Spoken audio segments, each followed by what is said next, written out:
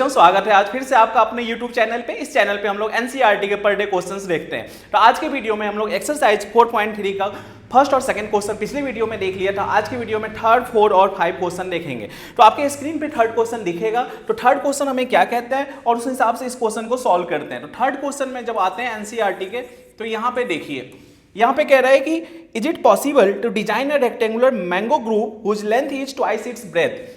इसमें स्टेटमेंट दिया है कि ब्रेथ यदि हम मान लेते हैं, ब्रेथ को x मान लिया, लेट कर लेते हैं, तो इसमें लेंथ जो होगा वो ब्रेथ के ट्वाइस है, दैट मीन्स 2x हो गया। क्लियर। और एरिया जो है इस क्वेश्चन में वो 800 मीटर स्क्वायर है और हमसे पूछा है क्या ये पॉसिबल होगा।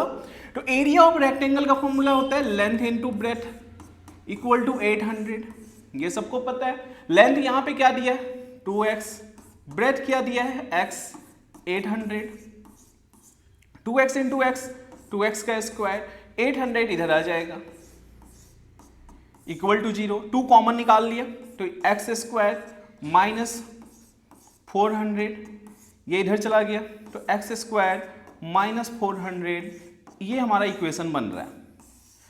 पूछ रहा है कि क्या इसमें पॉसिबल होगा। तो पॉसिबल होने के लिए क्या चेक करते हैं, नेचर ऑफ रूट।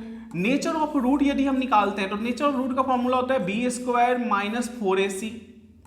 यहां पे x कंपोनेंट नहीं है, इसका मतलब बी जो होगा वो यहां 0 है, माइनस 4 a x स्क्वायर के साथ जो टर्म होता है तो यहां पे 1 आ गया और c की वैल्यू यहां पे माइनस 400 है।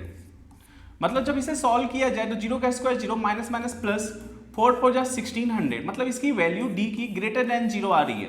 ग्रेटर देन 0 आ रही है, इसका मतलब हुआ कि 2 वैल्यू आएंगे इसके, 2 रियल रूट। और इसमें क्वेश्चन पूछा हुआ था इज इट पॉसिबल, तो अब आप बोल सकते हो यस इट इज पॉसिबल, क्योंकि जब तक वो d की वैल्यू ग्रेटर देन हो और इक्वल हो तब तक हम उसकी वैल्यू निकाल सकते हैं। इसका मतलब वो पॉसिबल है। अब इसको कैसे निकालेंगे, तो एक्स स्क्वायर माइनस 400 इधर आके प्लस 400। अब यहां से 20 किसका स्क्वायर होता है, प्लस माइनस 20 लिख सकते हैं, square square square cancel, x की वैल्यू आ गई प्लस और माइनस 20। लेंथ बात कर रहा है तो लेंथ में हम हमेशा वैल्यू कौन सा लेंगे, प्लस वाली। इसका मतलब हुआ कि x की वैल्यू हमने सिर्फ प्लस वाली लेनी है। ब्रेथ को क्या माना था 20, इसमें यूनिट किस में थी, मीटर में, तो ब्रेथ जो है वो कितनी आ गई 20 मीटर। और लेंथ जो था वो डबल था ब्रेथ के, तो 2 इंटू 20, ये लेंथ आ गया हमारे पास 40 मीटर। तो यही इसमें फाइंड करना था। कह रहा है कि यार इज इट पॉसिबल, तो हम बोल सकते हैं कि यह पॉसिबल है और इसको हम निकाल सकते हैं। ठीक है। अब नेक्स्ट क्वेश्चन पे आते हैं, क्वेश्चन नंबर 4। एनसीईआरटी के क्वेश्चन नंबर 4 में क्या कहता है, is the following situation possible, क्या ये सिचुएशन पॉसिबल है, if so determine their present ages, sum of the ages of 2 friend. 2 friend का एज दिया हुआ है, जैसे जैसे क्वेश्चन में हमें इंफॉर्मेशन दिया रहेगा वैसे वैसे पुट करते जाएंगे। The sum of ages of 2 friend, तो यहां पे लेट कर लेते हैं फर्स्ट फ्रेंड। फर्स्ट फ्रेंड को मान लिया कि ये x एज है, सेकेंड फ्रेंड का एज मान लेते हैं कि y एज है। तो दोनों का सम अकॉर्डिंग टू क्वेश्चन कह रहा है कि दोनों का सम जो है, sum of the ages of 2 friend is 20 years, 20 है। तो यदि हम y निकालें यहां से तो कितना आ रहा है 20 माइनस एक्स, मतलब जो सेकेंड फ्रेंड होगा उसका एज हम लिख सकते हैं 20 माइनस एक्स। क्लियर यहां तक, क्योंकि अकॉर्डिंग टू क्वेश्चन में कहा है कि दोनों का एज जो है वो दोनों मिला के कितना होगा 20, 4 ईयर्स एगो। अब इसी सिचुएशन को यदि हमें लिखना हो 4 ईयर्स एगो, तो एगो मतलब क्या होता है पहले, उसमें जब भी एगो वर्ड यूज होगा उसमें माइनस करते हैं। मान लीजिए कि अभी आपका एज 10 ईयर है, तो 4 ईयर पहले क्या होगा 6 ईयर, इसका मतलब आपने उसमें क्या किया माइनस किया। वही सेम काम यहां भी करना है, हमें माइनस करनी है। तो माइनस जब करेंगे तो फर्स्ट फ्रेंड का देखते हैं x है, तो अब क्या हो जाएगा 4 ईयर पहले x माइनस 4। सेकेंड फ्रेंड का एज अब कितना होगा,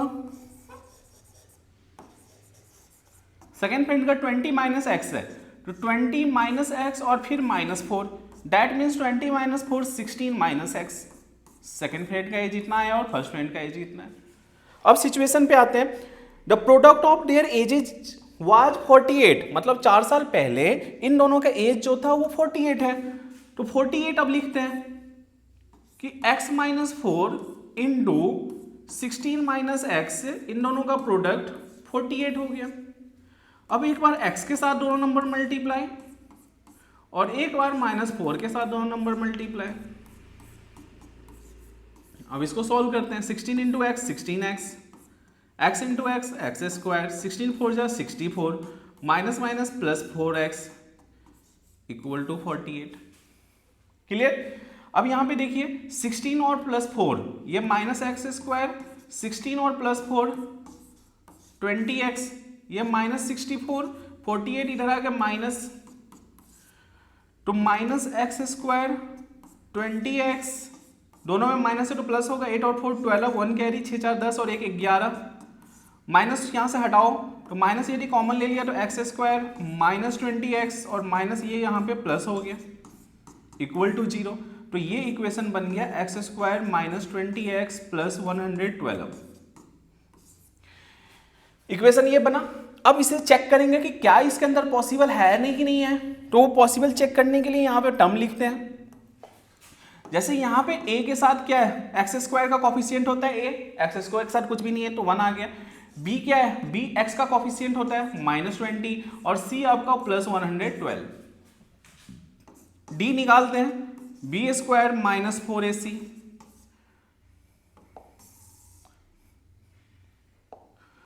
तो यहाँ पे b -20 इसका स्क्वायर -4, a की जगह 1, c की जगह 112। अब ये देखो माइनस माइनस 400 और यहाँ पे 4 2 जा 8, 4 1 जा 4, 4 जा, अब ये वैल्यू किस में आ रही है, -48 में। मान लीजिए इसका मतलब क्या हुआ कि d की वैल्यू लेस देन 0, निगेटिव मतलब क्या होता है, वैल्यू लेस देन 0 होगा। और जब वैल्यू, नेचर ऑफ रूट्स में पढ़ा हुआ है हमने कि जब वैल्यू क्या हो, लेस देन 0 हो, तो वहां पे कोई रूट्स पॉसिबल नहीं होता है, नो रूट एग्जिट। इसका मतलब इसके अंदर पॉसिबल नहीं है, इसे हम नहीं फाइंड कर सकते। समझ में आई। तो ये हमारा क्वेश्चन नंबर 4 था। अब आते हैं एनसीईआरटी का 4.3 का क्वेश्चन नंबर 5। क्वेश्चन नंबर 5 को समझते हैं। अब यहां पे देखो, is it possible to design a rectangular park of perimeter 80 metre. Rectangular park बोला है, जो जो इंफॉर्मेशन दिया हुआ है आपको उसको पुट करना है। पेरीमीटर बोल दिया है आपको कि ये 80 मीटर है, एरिया जो है 400 मीटर स्क्वायर। ये दो चीजें गिवन है और हमें बताना है कि क्या हम लेंथ की वैल्यू फाइंड कर सकते हैं इस केस में या ब्रेथ की वैल्यू फाइंड कर सकते हैं। देखना यहां पे एरिया जो दिया हुआ है 400, तो एरिया की जगह हम लिख सकते हैं लेंथ इनटू ब्रेथ। ये वैल्यू हमें 400 दे दी है, इसको फर्स्ट इक्वेशन मानते हैं। दूसरा पेरीमीटर दिया हुआ है 80 मीटर, तो पेरीमीटर का फॉर्मूला लगाओ, अपने आप आपको आइडिया लगती जाएगा। पेरीमीटर ऑफ रेक्टेंगल का फॉर्मूला होता है 2 टाइम्स l प्लस ब्रेथ, तो l plus B equal to हो गया 80/2, तो l प्लस बी की वैल्यू आ गई आपके पास 40 मीटर। इसका मतलब यदि l प्लस बी 40 मीटर है तो बी l इक्वल टू क्या हो सकता है 40, और ये b इधर आके क्या हो गया माइनस। इसे हमने पुट कर देनी है पहले इक्वेशन में, पुट इन इक्वेशन फर्स्ट। अब देखो आप क्या चेंजेस आ रहा है, तो यहाँ पे L की जगह पे अब आ जाएगा 40 माइनस बी और बाहर b 400, 40 into b 40b minus b into b square 400 minus b square, इन दोनों को उधर ले जाओ तो माइनस बी स्क्वायर उधर जाके प्लस 40b उधर जाके माइनस और 400 पहले ही वहां पे था। अब यहाँ पे कॉफिशिएंट देख लो और d निकाल लो। अब d यहाँ पे निकालते हैं तो d इक्वल टू क्या होता है B square minus 4ac। b क्या कॉफिशिएंट इसका, तो इसका कॉफिशिएंट क्या है -40, इसका स्क्वायर 4a क्या है b स्क्वायर का कॉफिशिएंट कुछ भी नहीं है 1, और c क्या होता है नंबर तो 400। इसका मतलब क्या हुआ, 40 का स्क्वायर 1600 माइनस 4 4 जा 1600, इसका मतलब d की वैल्यू कितनी आ रही है, 0।